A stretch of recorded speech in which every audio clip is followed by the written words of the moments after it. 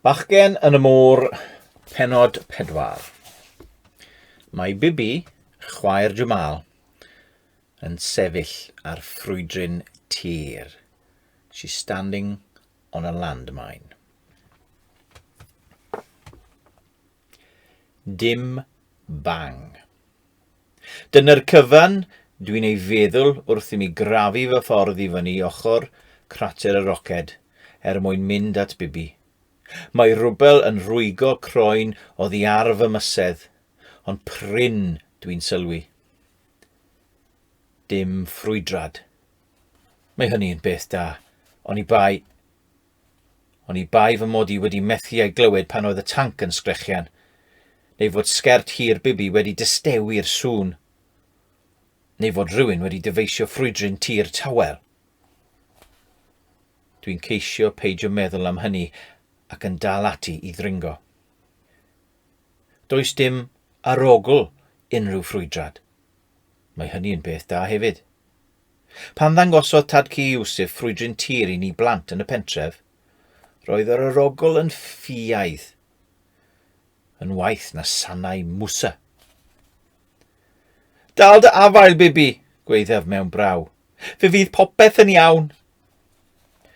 Dydyn nhw ddim yn gallu fy nghlywed. Mae Iwsif yn gweiddi yn rhy uchel ac mae sgrechiadau Bibi yn llenwi'r awyr fel adar ranialwch ar ôl brwydyr. Please, dwi'n gwyddio. Paid a gadael i'w choesau cael ei chwythu ffwrdd. Dim un goes i dynoed. Dwi'n fy nhaflu fy hunan dros ymyl y crater. Mae Bibi ar ochr draw maes pêl-droed, a rwbl ryfel o'i chwmpas i gyd. Mae'n sefyll fel delw. Mae un goes yn syth a'r llall wedi ei phlygu. Mae Iwsif ar ei bennau gliniau wrth ei choes syth yn gwythio ei ddwy law ar ei throed. Wrth i mi redig ati, dwi'n gweld beth sydd wedi digwydd. Dyw'r ffrwydryn tir ddim wedi ffrwydro, achos bod pwysau Bibi'n dal arno. Os bydd hi'n symud ei throed oddi ar y plat metal, bydd y ffrwydryn yn ffrwydro. Bibi, gwaeddaf, paid â symud! Dyna beth dwl i ddweud. Dwi'n gallu weld wrth yr olwg ddagreol gas sydd ar Bibi ei bod hithau'n meddwl hynny hefyd. Dwi'n mynd ar fy mhennau gliniau a gwasgu fy nwylo ar ben rai Iwsif. Aw, medd Bibi, dwi'n cael dolir. Pam naw nes di gadw llygaid arni? Gwaeddaf ar Iwsif. Dwi'n difaru yn syth. Mae golwg mor ddiflas am i ar Iwsif. Sori, meddaf. Nid ti sy ar fai.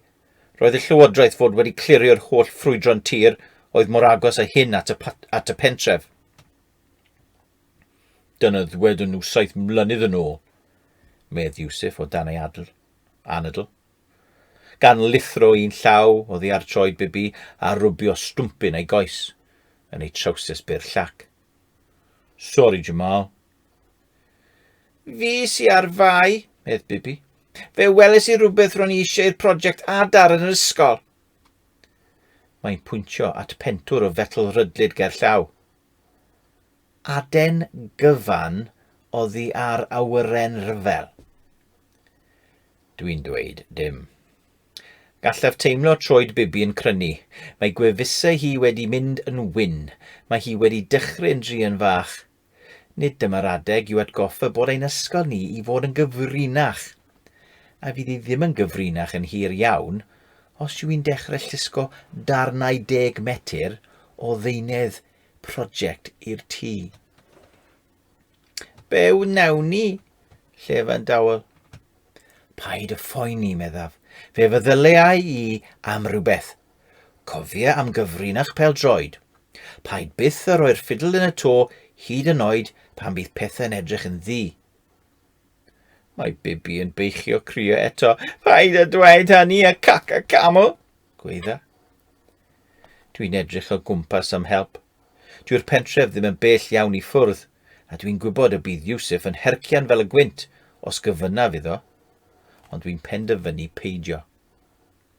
Os daw'r pobl anghywir i achub Bibi, a gweld mae merch yw hi, fydd hi bron mewn cymaint o helynt ac y mae hi nawr. Dim ond un peth sydd i'w wneud. Dwi'n codi ar fy nhraed ac yn rhoi fy nhrod i wrth drod Bibi.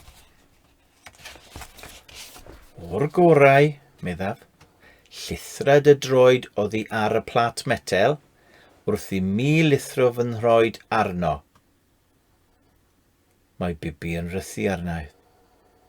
Mae Iwsif yn gegrodd hefyd. Wyt ti'n siŵr, Sybrida? Os bydd y plat na'n codi, fe fydd y cyfan yn ffrwydro. Mae calon Iwsif yn y lle iawn, ond mae'n gallu bod yn dipyn o ddyfarnol weithiau. Does dim gwahaniaeth gen i. Mae'r un oedran y fi, ond mae'n dalach na fi a mae ganddo flew ar ei goesau'n barod. Fe fydda un ofalus, meddaf, gan wneud fy ngorau glas i edrych yn hyderus. Dere Bibi llithra dyd y drod i ffwrdd, yn araf bach. Ond wedyn fi fydde di ar y ffrwydryn, medd Bibi. Fe allu ti gael dy wythu fyny? Na chaf ddim, meddaf. Mae'n debyg nad yw'r ffrwydryn yn gweithio beth bynnag. Mae llawer o ffrwydron tir yma ni gynmwydd oed ac wedi hen chwythu ei plwc.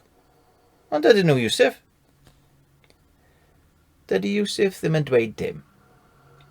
Mae'n debyg nad fe yw'r person gorau i ofyn iddo. Mae Bibi yn syllu ar goes wag trowsus Iwsif. Na, llefa, mae'n rhy peryglus. Mae hi'n dechrau crio eto. Bibi, meddaf mewn anobaith, os gei di dy chwythu fyny, fe fydd pobl yn dod i wybod dy fod ti wedi bod yn chwarae pêl-droed.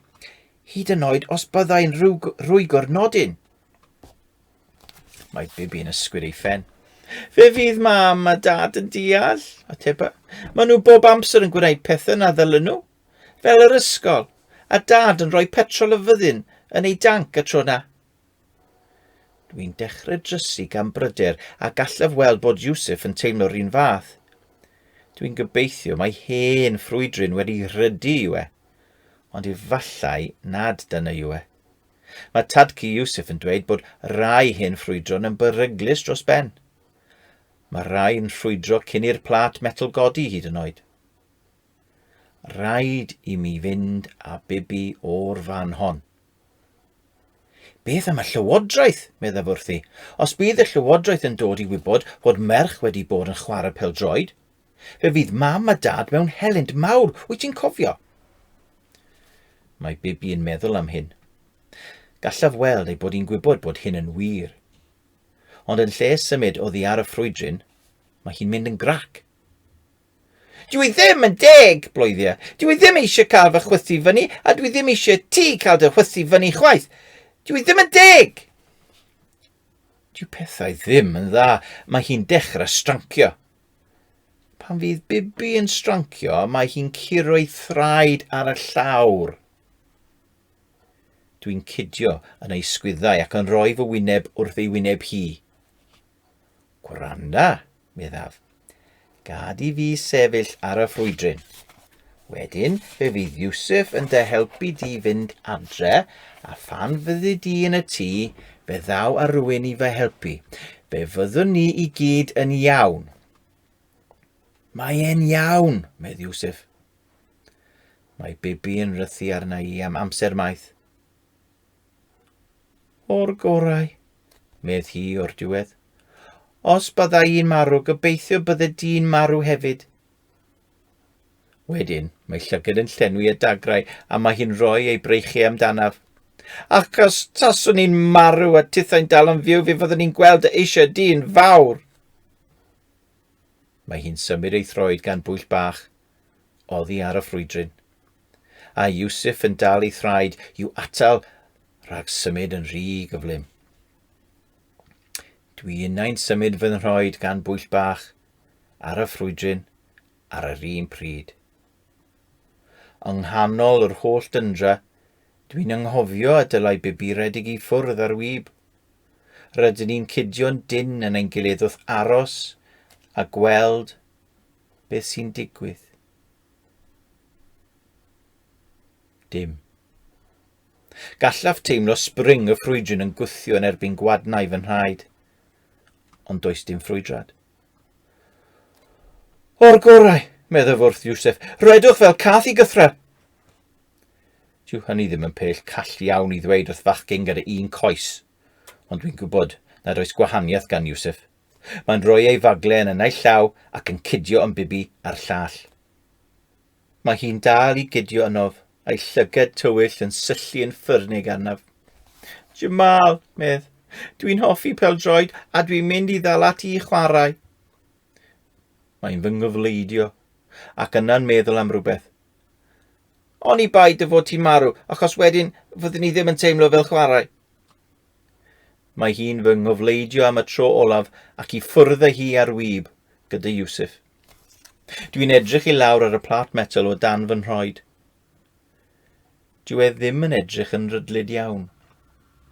Mae'n edrych yn eitha newydd. Da iawn. Mae ffrwydron newydd yn well. Dyw'r gwifrau lliw ddim wedi pylu, a gall yr arbenigwyr difa bomiau weld pa rai i'w torri. Wrth gwrs, taswn ni'n un o ryfelwyr ranialwch, fe fyddwn ni'n rhoi cynnig ar eu torri nhw fy hunan. Na, paid y meddwl am hynny wir. Mae arbenigwyr difa bomiau yn hyfforddi am flynyddoedd ac yn ymarfer fel nad yw ei dwylo'n crynu. Gwell gadael y cyfan iddyn nhw. Bod fy nwylo'n crynu, dwi'n teimlo'n llai nerfus y tu mewn. Yna, dwi'n clywed Bibi yn galw fy enw a dwi'n teimlo'n nerfus eto. Dwi'n edrych i fyny. Mae Bibi yn rhedeg tuag ataf, yn llefen y glaw. Allai ddim, gweidda. Dwi ddim eisiau dy adael ti. Dwi'n gwylio mewn arswyd, wrth iddi daflu ei breichiau yng ngwmpas a chladdu ei wyneb yn fy mrest.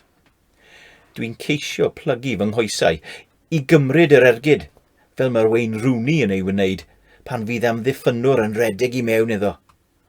Ond mae Bibi yn symud yn rhy gyflym, ac gyda'n gilydd rydyn ni'n simsanu a gwegian ac yn cwmpo. Oddi ar y ffrwydryn. Rydyn ni'n cydio yn ein gilydd yn y llwch ac yn gweiddi am amser hir. Wrth sylweddoli ein bod ni'n dal yn fyw, rydyn ni'n ymdywelu.